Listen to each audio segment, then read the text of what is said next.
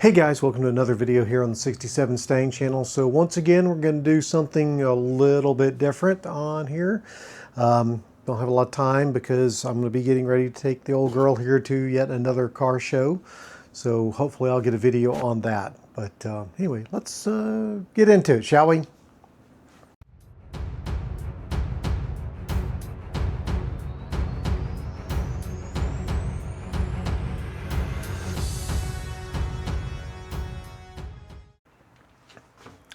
Okay guys, once again, we're going to travel back into the past about 6 years ago when I was still working on getting the car out of my parents' garage where it sat for 22 years there. As you would know if you watched the previous getting it started video or older videos. So got her running and all that was good. Replaced the water pump.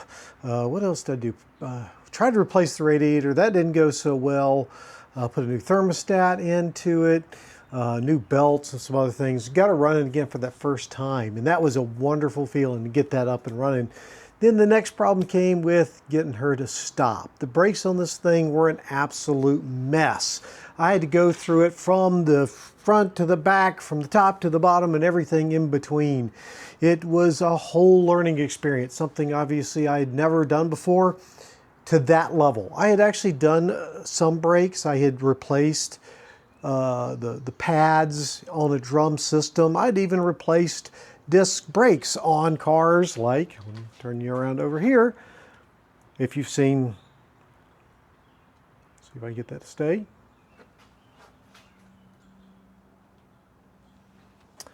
You know, on cars like my wife's 2016 Mustang, although that was a different Mustang that I'd done that on, and other cars. So I've done some basic brake work on cars with pads and shoes and drums and rotors and things like that, but never all the way from start to finish, replacing everything from the master cylinder, all the brake lines to all the springs and all that part. So it was a brand new learning experience for me, but it was a worthwhile challenge. Obviously, I got her running and got her driving and got her stopping, as you will see in this video. So let's go jump into it. This one will be a long one, folks, but hopefully you'll enjoy it and see all the wonderful trials and tribulations and some of the critters I found that weren't so nice as we go through it. Thanks, guys.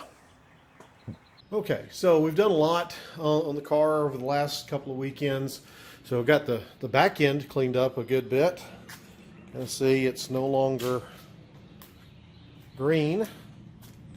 It's actually, you can tell that it was yellow. Of course, you can also tell that the bumpers are going to need to be replaced. So that's on my wish list. But the trunk is no longer green. You actually tell it's yellow.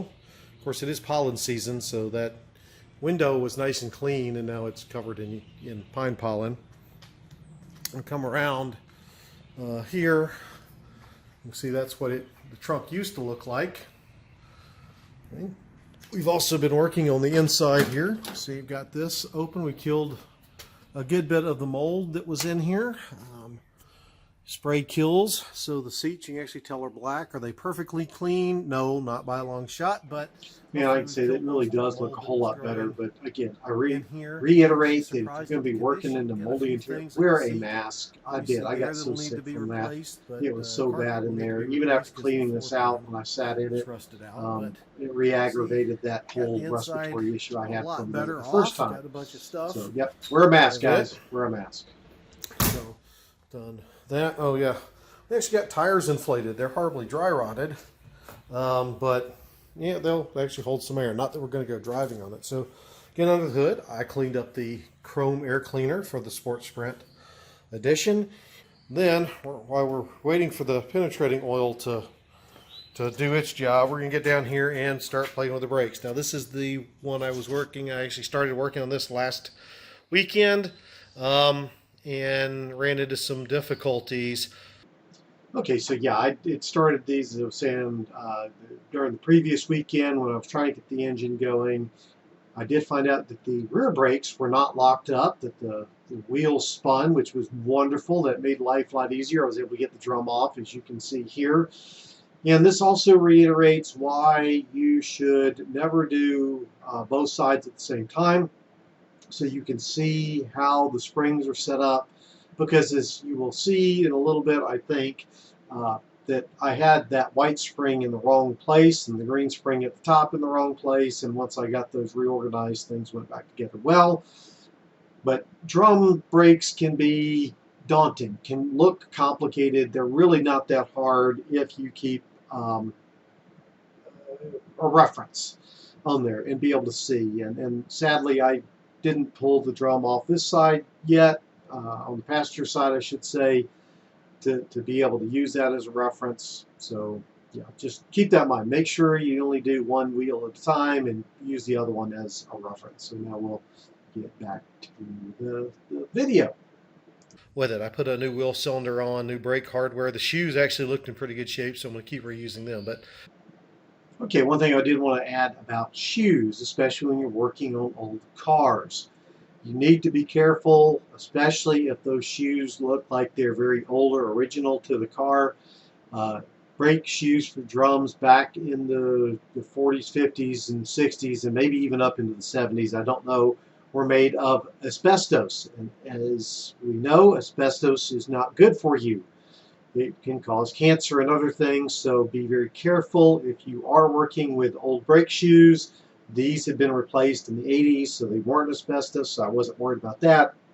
But definitely be aware that that could be an issue if they look very old. And if they are, wear, again, a respirator or something to help protect you so you don't get those fibers into your system. Safety first, guys. I'm going to have to take this back apart again because the problem is this is the auto adjuster. There's a piece that goes in right here that rotates.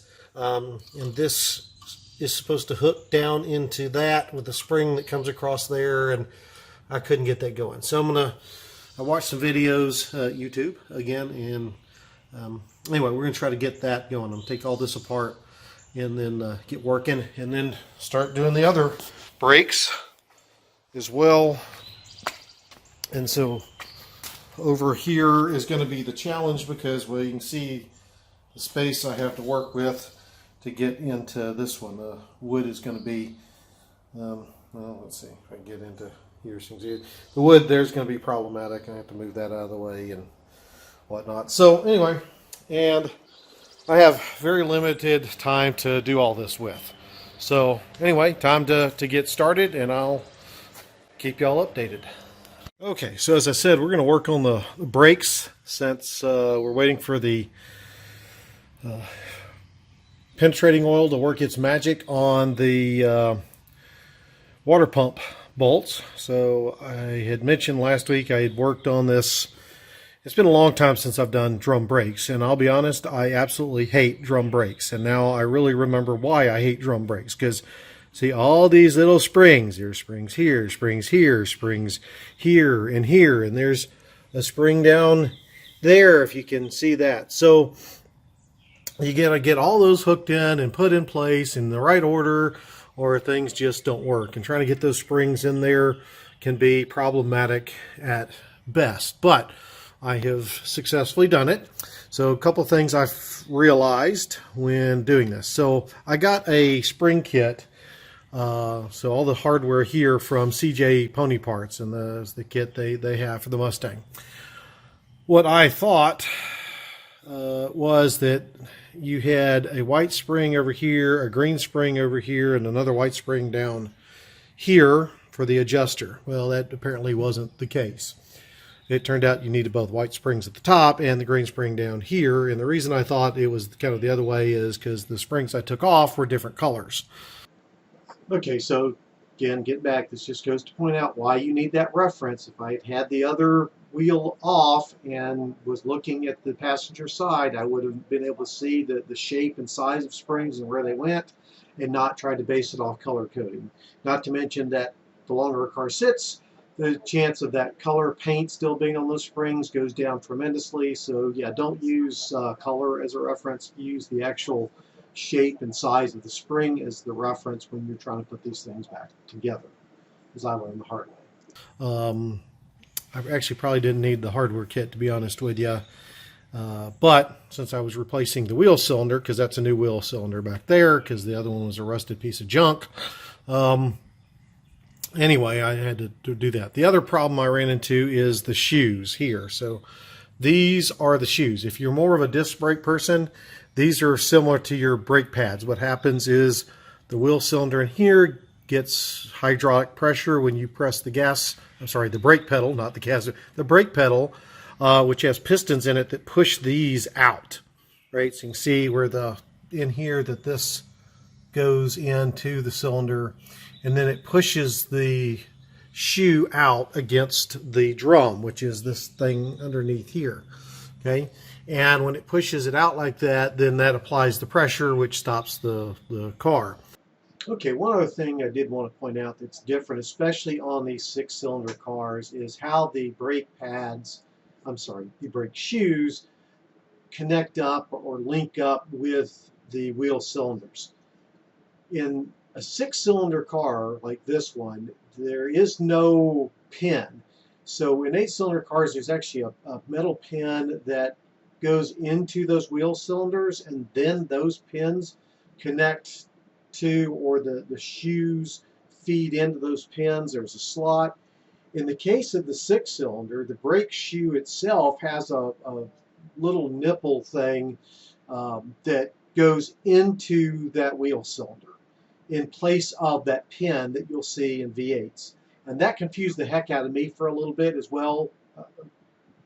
This is again where that reference comes in handy. I didn't have the other wheel off to look at to see that. I kept looking at YouTube videos. It kept showing this pin connected to the wheel cylinder, and I didn't have it. I was getting so frustrated thinking I'd lost or dropped it. But no, in a 6-cylinder car, at least with Mustangs, I think the same is true of Falcons and whatnot, is there's no pin. That brake shoe, as you will see or can see here, is directly into that wheel cylinder. So with that, yeah, let's get back into it. Hopefully that clears things up for those working on 6-cylinder Mustangs and other cars. In there. The biggest problem I had down here, I'll show you. So this whole thing right here, see, is a self-adjuster. So what happens is as you press the brake and it keeps going out, this lever clicks this wheel down, creating or causing the shoes to push out more and more as you wear the shoes down. So that's a pretty critical piece. So this spring is a pain to get because it's up under here where the axle comes through there. So yeah, anyway, we got that squared away now. So the other thing I did is on your backing plate, which is this piece of metal right here, you can see I've got some grease. There's several spots on the backing plate where the shoes touch the backing plate. You should grease those. It was something I hadn't done. I didn't remember to do it. So I just got some, let's see here, show it to you. Not sure this is the best, but I got some high temperature, here we go, high temperature wheel bearing grease, which works just fine for that because it does get hot in here as you're pressing the brakes. So you want to put that on there to keep rubbing. I already saw very strong signs of wear in there where that had been happening. But anyway, we got this side all back together. So we're going to go work on the other side because, well, that's what I'm going to do. I'm also looking back there at those brake lines now and thinking I might need to replace those. But hopefully they'll hold out good enough to get this back up out of my parents' garage to my house where we can really start tearing into this thing. So, okay, well, I'm going to get the drum and the wheel back on and go from there. Okay, the other thing I wish I had done when I had this whole thing apart was do a better job cleaning that backing plate off. It's driving me crazy now. I'm thinking about going out to the car, 6 years later and pulling all that stuff apart and cleaning that up better and painting it and making it look pretty. Of course, this is inside the drum. No one sees it but me, but yeah, it's already driving me crazy now. Yeah. Anyway, I just had to share that because every time I pull something off this car, I like to clean it up, make it look better than it did before, even if it's stuff that people can't see. It just helps make it last that much longer, at least in my opinion. So yeah, I see a new project in the future. Might even replace the axle seals and bearings. We'll see. So, okay, we're over here on the other side of the car, the passenger side. Kind of a shot of what a car that's been sitting for 20 plus years looks like underneath. There are a bunch of cobwebs, and didn't mention on the other side I found a lovely black widow hiding over there. It is now a dead black widow, or was. But anyway, I'm going to start getting this side off. To my friends up in Canada, Al, Cindy, looky where these brake drums were made. Yay, good old Canada. So one promising thing is that the axle spins. So that's a good sign. And the drum, like the other side, doesn't seem to be too frozen. You can hear it wiggling on there. So I'm going to go and wiggle this thing off. It's already coming loose, actually. You can see it. Trying to do this one-handed is not the smartest thing because these drums are not light. And oh, there we go. Not sure what that was. Something in the trunk. So there you go. That's the inside. That's what the other side looked like. And you can see, well, maybe you can see, but this is kind of painted blue, and this one has some white paint on it. When we get down into here a little bit, you can see, maybe you can see up under, kind of hard to see up in there, but anyway, you can see there's the adjuster and whatnot there. There's the shoe going into the cylinder. I'm going to replace that cylinder because I'm sure the seal's under shot. But yeah, there you go. So that's what drum brakes look like after sitting for 20 something years. So anyway, I'm going to get to disassembling this and putting the new cylinder on for that. So you can see the cylinder come around to the back side there. Hopefully you can see that because I can't see the phone anymore. But it's got a nut here. There should be a bolt over here. And of course you got the brake line. Comes in here. That's the bleeder screw. And this is all of this is just rusted all to hell and back. So yeah, I'm going to try to get all that out of there. So with that, time to have more fun. Okay, so I've got it mostly apart. A couple things I wanted to point out as I take it apart. So first off, you can see that this one shoe is connected, let me back up here, to a lever that goes into a spring, and that actually attaches to that cable you see around. That's your emergency brake, your parking brake. You want to make sure that you pay attention how this goes on, because this fits up in here like so. And you want to see that there is a little U-clip there. If you get a new hardware kit, it'll come with one of those little U-clips. You want to make sure you get that because obviously that's your emergency brake, parking brake. You want to make sure it does work. Again, make sure you know how it's connected. If you can do this, unless you're changing the cable out here, you want to make sure you try to keep this bracket hooked to here because I didn't do that on the other side, and trying to get that bracket back onto that cable is a royal pain in the keister. So do that. A couple of other things I want to show you while I'm doing this. So if you're ever working, this is the adjuster that I was showing you on the other side there. Obviously it's seen, it could be cleaned up a lot. What I want to point out to you is you can see these teeth on the gear. That's what the little metal L-shaped bracket thing hits on and turns this to adjust it out. You can see that this is fairly worn. You want to check that. I probably should have gotten new ones of these, but right now I'm not. Okay, now that I'm looking back at this and 6 years into the future from when this was happening, I definitely should have replaced that adjuster. Those teeth on there are pretty worn. I'm not sure how well they're adjusting, and again, that's the whole point of those self-adjusters, is to help keep those brake shoes in proper alignment or contact or spacing, whatever you want to call it, with the drums, and make it easier so you don't have to do manual adjustment of that spacing and whatnot, which you can do. You you can certainly, there's a slot in the backing plate that allows you to do that, but kind of defeats the whole purpose of having that auto adjuster. So yeah, I would definitely say that I should replace those. I'm actually going to add that to my parts list of things to get going forward. Yep, should have replaced those already. I haven't. Bad me. I mean, brakes work fine, still pretty safe, not an issue, but yeah, definitely something I should have done. Not trying to turn this into a regular daily driver, just enough to get it out of my parents' garage, so I'm not going to worry about it. But eventually, I will definitely replace that if I don't end up putting disc brakes on the rear. I certainly plan to put disc brakes eventually on the front.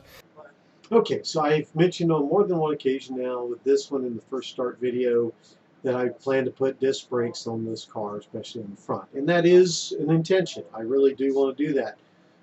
Run into some issues. One, cost. They're not cheap. The conversion kits are close to $1,000. The second part is that, at least for 67, trying to find a conversion kit that's 4 lug, 4 6-cylinder, that will fit in the factory OEM wheels is next to impossible. I find them for 65 and 6, but for 67, it doesn't seem to exist. They all seem to require at least a 15-inch wheel, which means I'd have to go up from 14-inch, which is what is the stock wheel, to the 15-inch. And yes, I actually have some I like, but that's part of the reason I haven't put the disc brakes on the front of this car yet, 6 years in the future, where I am now. So anyway, we'll get back to it. I just wanted to throw that out there. But I may keep the drums in the rear. We'll see how that goes. Anyway, but you want to pay attention to that. And you can see this one is freaking frozen solid, so I have to break that loose.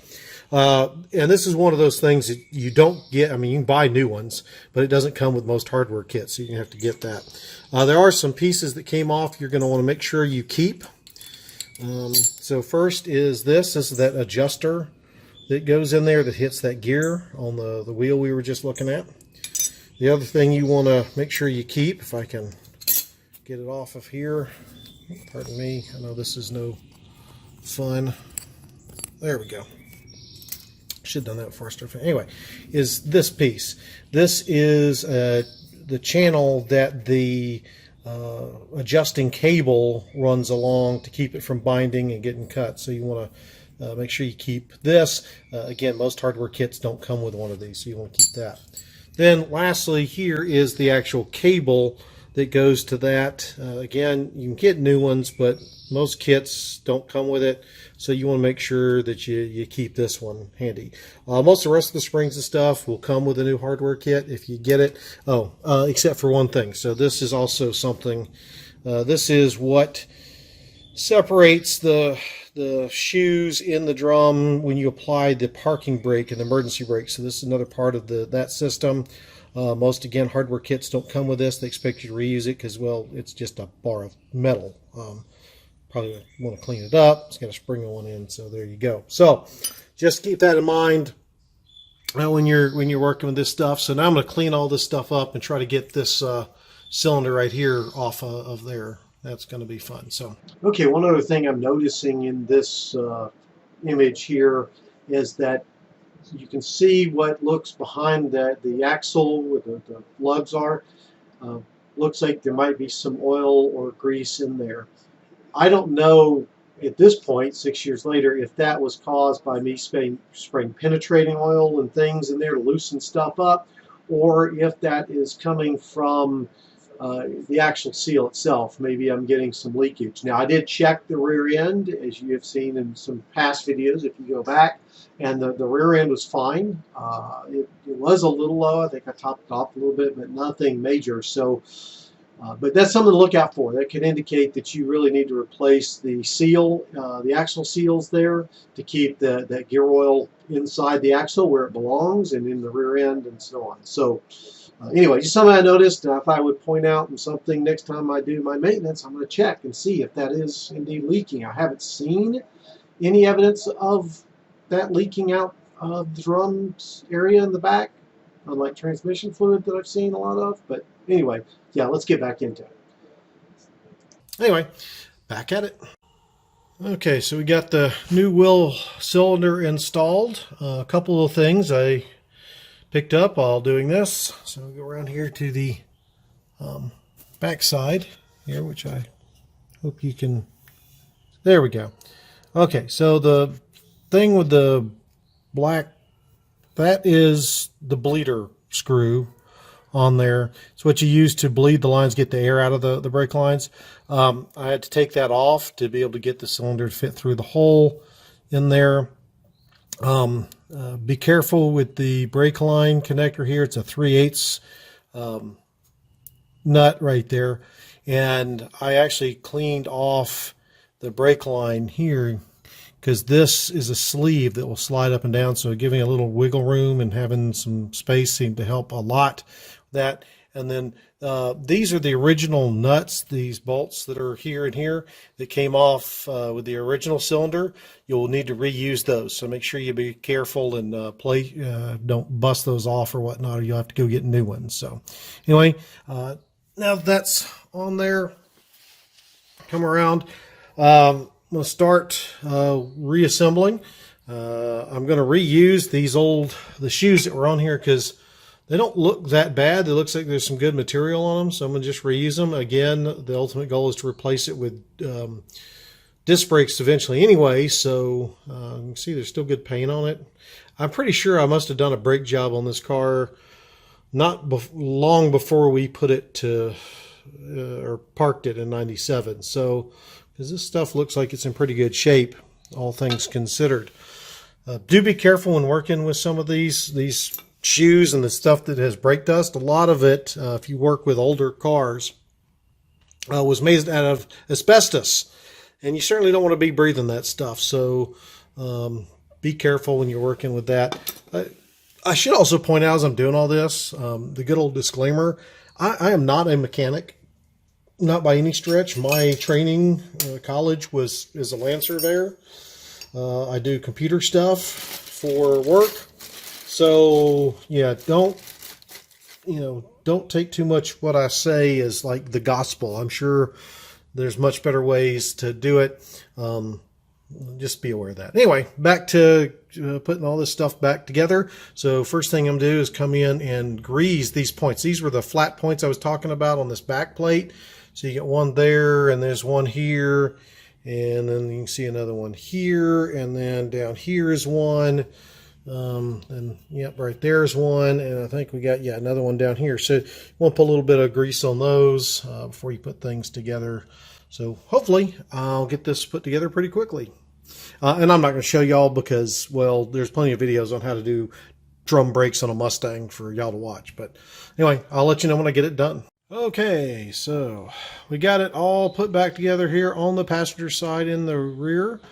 It wasn't too bad except for getting this guy right here on. All the others went on pretty easy, but this guy was a royal pain in my keister. A lot of cussing, throwing of things went on with just try to get that sucker on there. So anyway, we got her back together, new wheel cylinder, some new springs. I did end up having to go back and reusing these old retaining springs because the other new ones were too big. And anyway, just had some issues with them, so I put the old ones back on. It should be fine, no problems. But you can see we get all back together on the inside. Now we'll put the drum back on her. I did have to clean the drum up a good bit. It's not in the best shape, and again, certainly something I'd want to replace if I was going to keep it all like this for a while. But when we can get the drum put back on her, seal her up, this is probably going to be it for today. We got to go off and spend some time with some friends, having some good food and good drink and all that kind of good stuff. So I'll be back at it tomorrow. Okay, folks, so we're back at it. I actually started working on the other front left side, and it wasn't going so well. So I switched over to the left front passenger, or left front driver's side. A little more excited about this one. It is free. It's actually spinning some.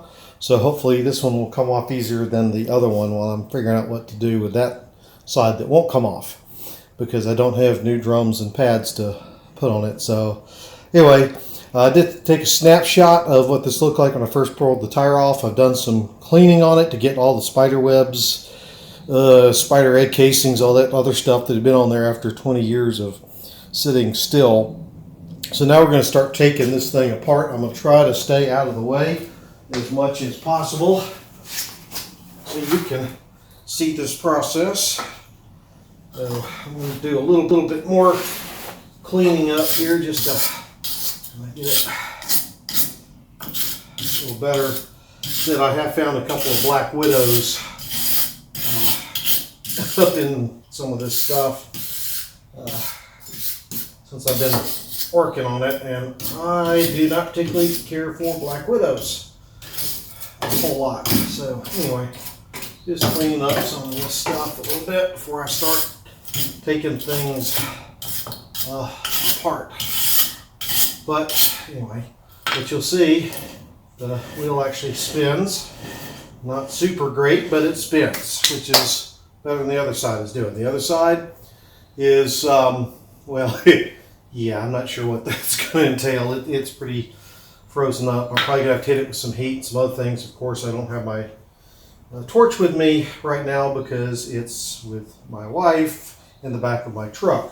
So, anyway, first thing, unlike the rear, this drum is a whole assembly with the wheel bearings and the lugs for the wheels and all of that. So all of this thing has to come off. So it's a little bit more in depth, pardon me, to get all this off. So first thing we gotta do is take off this cap here.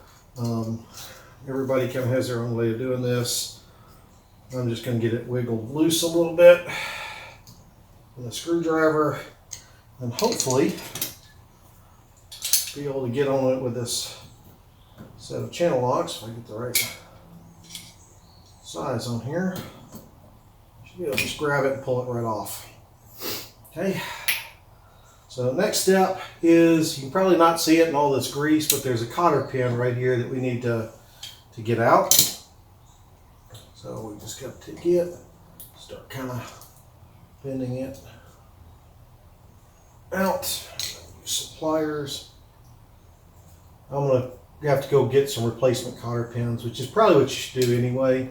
Shouldn't really reuse these because they tend to fatigue and get knocked out of shape, as you can see here. And I probably should be using needle nose pliers, would work better than traditional pliers. I'm getting this out, but and that part of that one broke off, which is thus the reason why we need the new cotter pin. So you just pull that out, set it aside somewhere.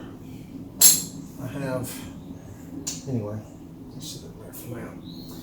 Actually, what I'm going to do is, it's always a good idea, at least I found, to have something to put your pieces and parts in, especially on a car this old. So I have a little, that's right behind me, a little container here.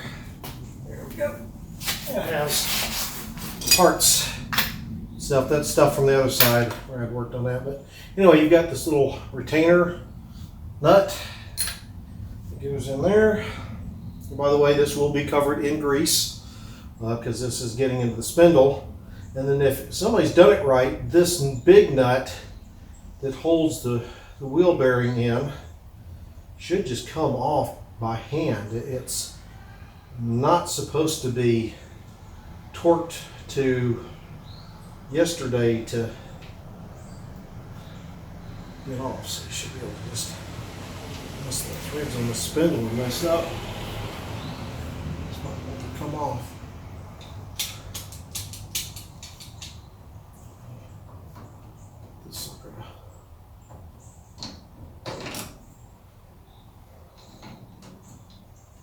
It should just come right. There we go. It came off so good. So we get that in there. So that, if this is as loose as I hope it's going to be since it's spinning, give it a little wiggle, and then the bearing And there's a washer here come off as well.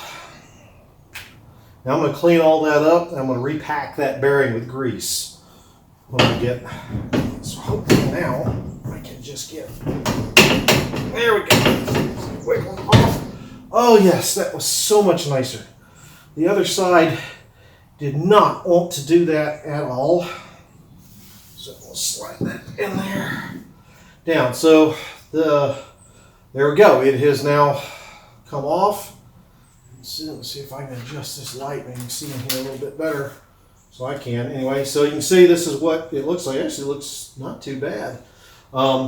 So again, just like the rear brakes, we have our wheel cylinder here, our springs that hold tension on the shoe to the cylinder. This is our wheel spindle. And we're going to want to re-grease that, so I'm going to clean that up and I'm going to re-grease it. And then we've got the adjuster screw here.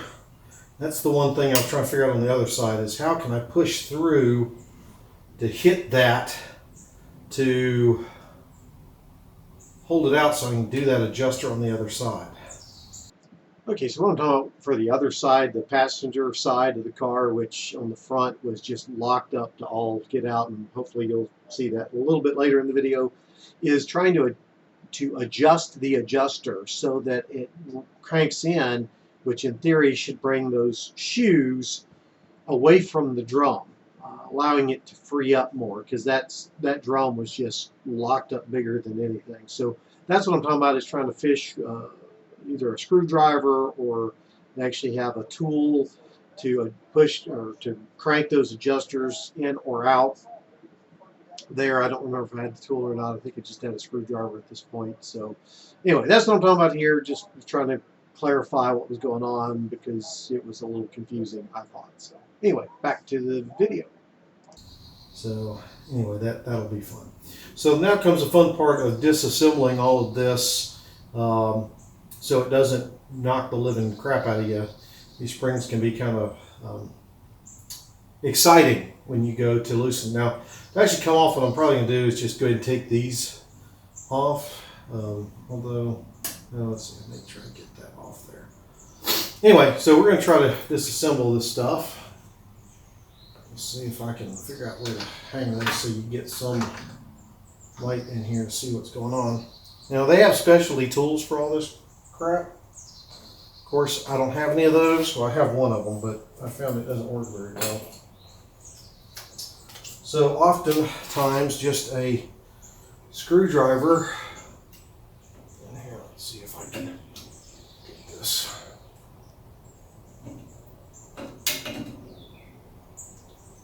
And here it goes.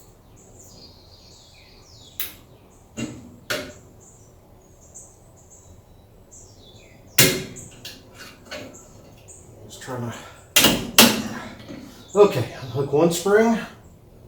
See that shoe has come loose. You can definitely tell, I think this wheel cylinder has definitely been leaking. There's much crud I'm seeing up in here. So we got a new wheel cylinder to put on there.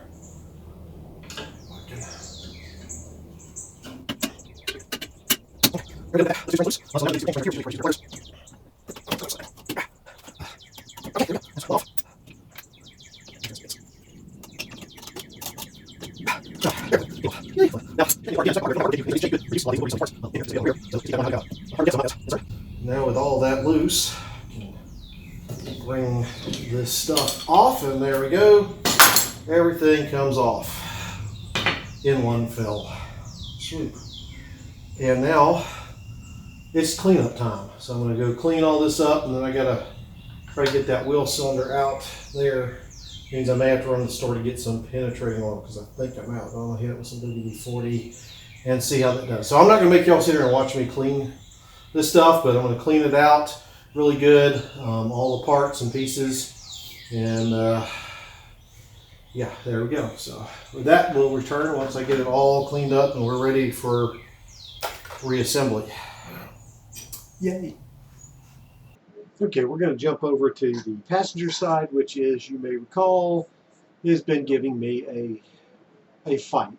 It was just frozen on there. The drum and the shoes were locked together. It was bad. So sadly, I did not remember to film all this and what it took to get the drum off, but I will tell you what it took to get the drum off. It took a lot. I had to heat the drum, so I got my torch, my little propane torch, and heated the drum, causing hopefully the metal to expand. I tried to get in there and do the adjuster, but the adjuster was frozen up, so I really couldn't get that to work. Then I beat it with a hammer, so I beat around the drum with a hammer to knock some of the rust and stuff loose. Heated some more, put some penetrating oil around the hub there, pried on it with screwdrivers. Sadly, I did not have one of those magical drum puller tools that other channels have used. I didn't even know those existed 6 years ago when I started doing this. So I was able to get it, finally get it loose. As you were about to see, it has come off, and I was so very ecstatic that it happened. Okay, so we finally have success. Got the drum off over here on the, sorry about that, passenger side. It was not easy. The shoes were pretty much stuck to the drum. And when I pulled the drum, see if I can get the more light in there, I pulled them off, but the rear bearings and seal came out of the drum. So got a lot of cleaning up to do over here, but yes, we finally have this thing off after a lot of cussing, I should say, too. So anyway, we'll get it cleaned up and then hopefully put back together. I'm happy to report Erica's got the other side almost completed with new brake lines and wheel cylinders there. So we're going to keep on going. Okay, so now we have 4 moving wheels on the car. We didn't get everything done. We didn't get all the brake lines changed out. We did get new cylinder put on. We got the brake lines, all that done on the driver's side front, but you can see we've got hoses here, so we'll have to tackle that next weekend, but we made major progress by getting this one out and off and reinstalled. So yay, one more step forward. But we're done. We're going to clean up and go have an adult beverage, I think. So until next time, bye. Got our battery on, so we have power. So you can see down here, maybe get the light down so we can see down in here better. Get the light to come around. There we go. Okay, so up in there you can see we got the new metal brake line run, and maybe you can see we've got a new rubber line ran, so that's good. Of course, did everything in there, new wheel cylinder and all that.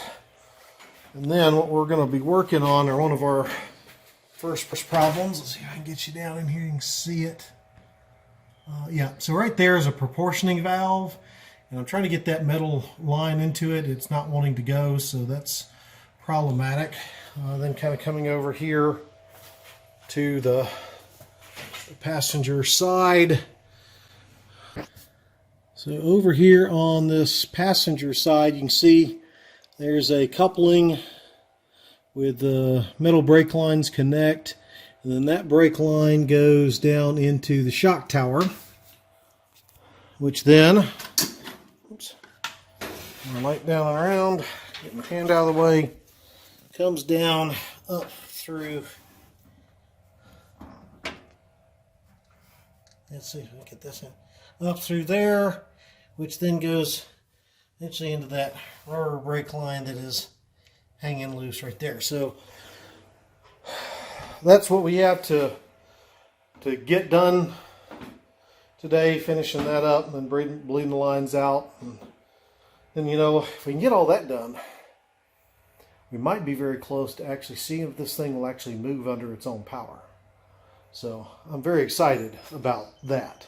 So anyway, as I mentioned before, I found a transmission leak underneath that I'm going to have to deal with. So we'll take care of that but it's not a big leak. It shouldn't stop us from at least test driving the thing. But anyway, I'm gonna get started. I'll keep y'all posted. Okay, so we're back for day 2 at the Mustang. We made some good progress yesterday. Got the front brakes all buttoned up, I think. At least they stop, you spin the wheels, hit the brake pedal, the front wheels stop. Our issue is now the rear brakes. I can't get them to bleed. Hello everyone, we're back out at the Mustang again, trying to get these brakes fixed. So last time we were trying to tinker with it, I discovered that the rear brake lines, the lines that run along the rear axle, are shot. That actually, trying to bleed them and knocking some crud off of them, found out there was one that was just cracked and then disintegrated as we tried to take it off. So I've got new brake lines to install, the ones that run across the rear axle, the soft line that connects from the rear axle up to the hard line that runs all the way up to the master cylinder. I've actually got a new one of those as well.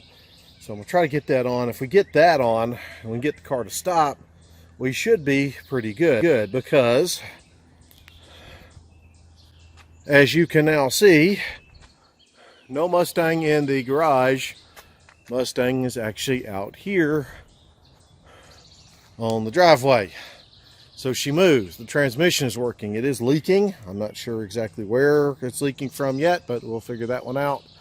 I do have a new filter and gasket I can put on to see if that's it. But as you can see, like I said, we got the Mustang out here. So today we're gonna jack the back end up here, get the wheels off, and replace the brake lines that are running along to either wheel on the back axle here, and then the soft line that comes up to somewhere about in here, and then connects to a hard line that runs down the length of the car, comes back up to the master cylinder that is, you know, right about there on the firewall.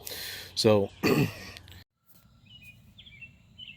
okay folks, I thought I'd tell you what we got to work with here. So you can see right there, that's where that line just disintegrated as we were trying to disconnect it from that block, which is part of this rubber line that goes up into that hard line. Let's see if I can back it. There you go. Then that hard line runs down under the car up to the engine bay where the master cylinder is. And then over there, let's see, you can see it.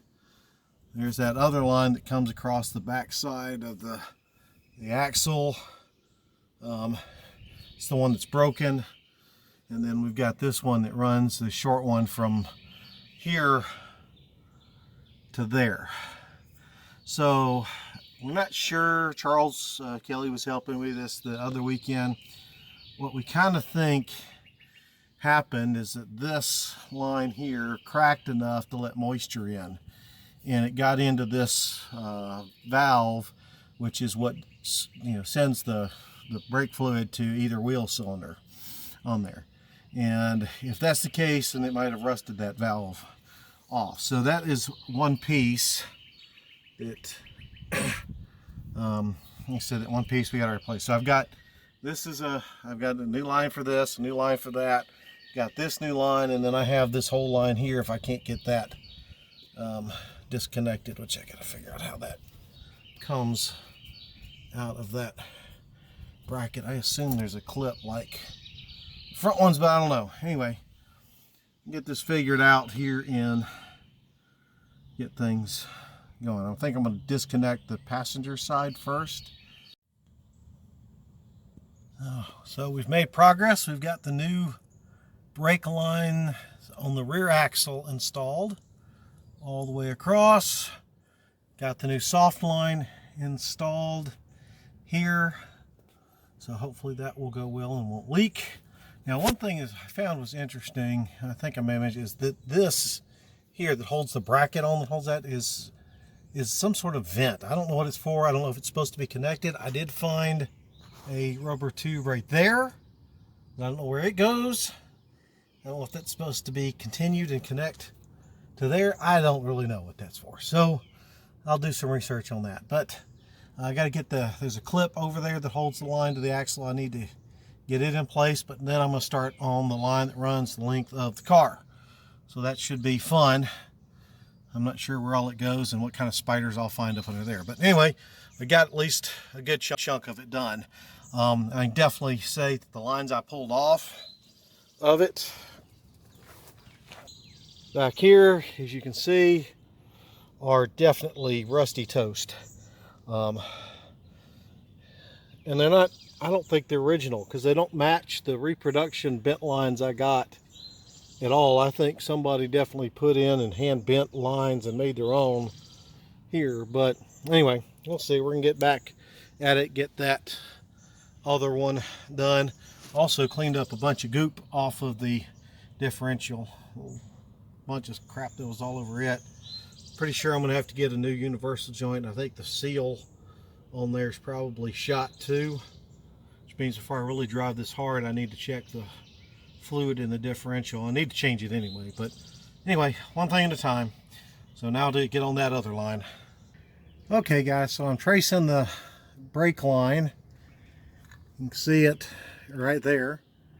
It runs up here under where the exhaust pipe is, between the exhaust pipe and the drive shaft, along the tunnel with the fuel line. So they're connected with these various little clips here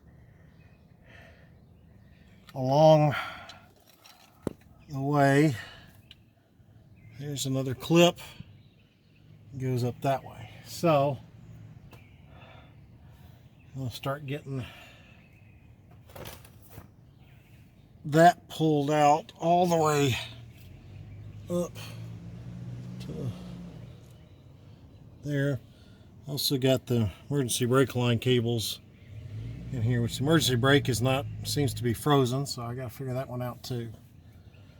Okay, so figure out how to undo these clips. I think I can just pry them apart. Worried about the fuel line, it's old too. I don't want to puncture it, obviously.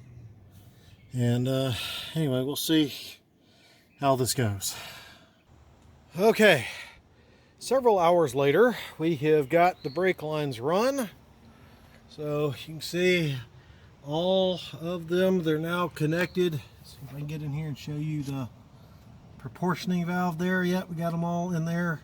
Haven't got the proportioning valve connected back to the wall there, but all new brake lines. I gotta reconnect the brake sensor there. But all of those are run. I now need to go under the car, make sure that we've got them all out of the way of the drive shaft and all that to get the clips back in place. And then bleed the lines, and hopefully we will have brakes. Okay, so there we go. There's, as I said, the master cylinder. We're going to get ready to go ahead and get it bench bled. I'll show you all how to do that, although there's a bunch of videos on there. So there's the new one.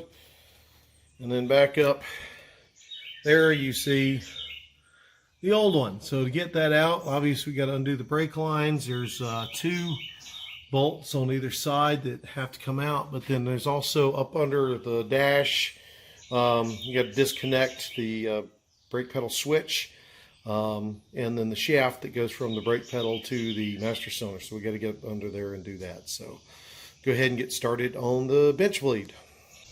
Now I'll admit this is my first time ever bench bleeding or changing, well, take that back. I did apparently change out a master cylinder a while ago, but that was many years ago on a 66 Mustang. So let's see if this goes. So you insert a screwdriver in here, and there's a piston in there, and you just push it. Okay, future me is, I guess, currently actually stepping in here. So I've learned a lot about things now, and so this is not the proper way to bench bleed a master cylinder. You really should have some hoses that go out of those ports and back into the appropriate holes on the master cylinder to feed that through, so you can get all of that air out. So yeah, this is not the right way to do it. yeah, I did not know at the time. I thought I knew what I was doing, but I didn't. So ignore this, and we're going to kind of go on past from here. So yeah, I goofed. They work, but I goofed. Okay, everyone. So I have got the bench bleeding done, and so I'm now ready to get the brake pedal disconnected. I'm not sure how well you can see up in there. It's not very easy to see, but there is right up in here. Oops, late fill. The connector for the brake pedal. You hit the brake lights. That's got to come off. It's held in by a cotter pin, and so I got to get all that disconnected. I'm not going to be able to easily show that to you. Maybe coming on this side. I don't know if it's any better up in there. Probably not. But anyway, I'm going to get on that now. Okay, so, whoops, let me get this trash stuff off the lens. Anyway, so we got the brake pedal mostly disconnected. I'm now going to work on pulling the master cylinder out. I'll start by disconnecting this wire harness that goes up to the turn signal indicators in the hood. Not every 67 is going to have that. Get out of the way. I hopefully will remember to connect that. Next, I'm going to disconnect the brake lines that feed from the proportioning valve into it. Again, I've got some brake line wrenches here, at least to get them started so you don't run them off. These should come off pretty easy, considering I had replaced all these brake lines a couple of weeks ago. So now I just got to remember what sizes I'm dealing with.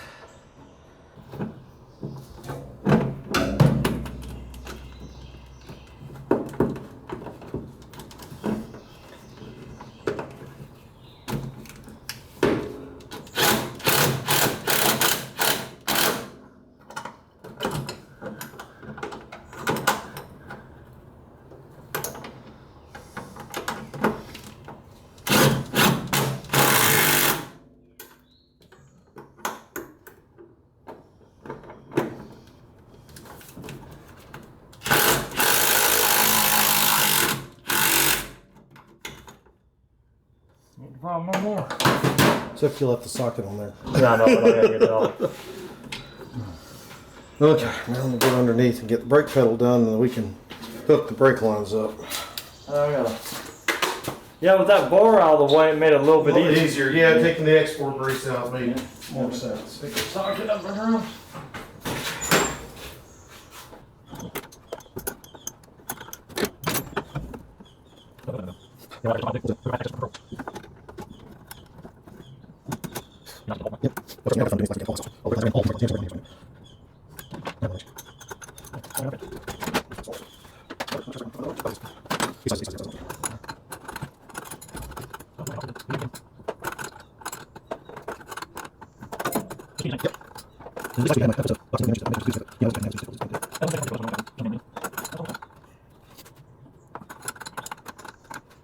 Well, here comes some Mustang Tripp's driving. Just put new master cylinder on it and see how it stops.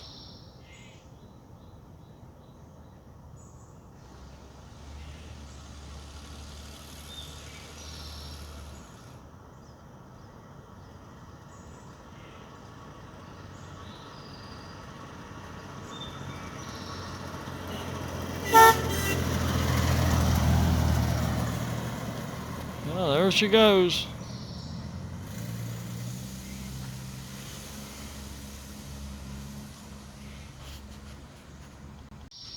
And here she comes again.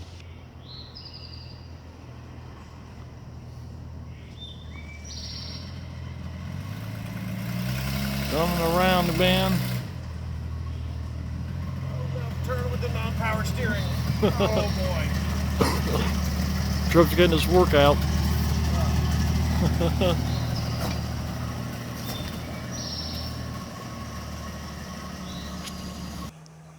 Well, there you have it, guys. There's kind of that wonderful journey that it took to get this old girl to stop successfully and safely again.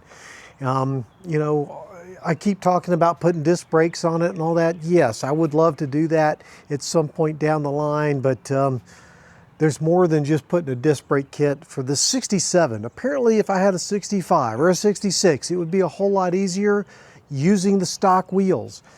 For the 67, apparently any of the kits I go with are going to require me to upgrade to 15-inch wheels, which isn't necessarily a bad thing. I get it.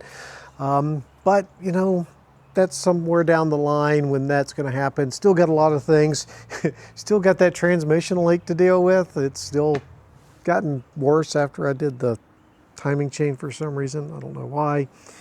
But anyway, guys, it was a fun journey, and I do want to say a special thanks to Charles Kelly for helping throughout this, and for my late former brother-in-law, Rick, who you saw help me replace the master cylinder in this one. He's sadly no longer with us, but he was always a guy I could count on if I needed help, and he was very mechanically inclined and whatnot, so I appreciated all his assistance with this and whatnot. So with that, guys, thank you so much. Enjoyed having you watch this with me and support the channel and all that kind of good stuff, and I will see y'all in the next video. That was pretty good.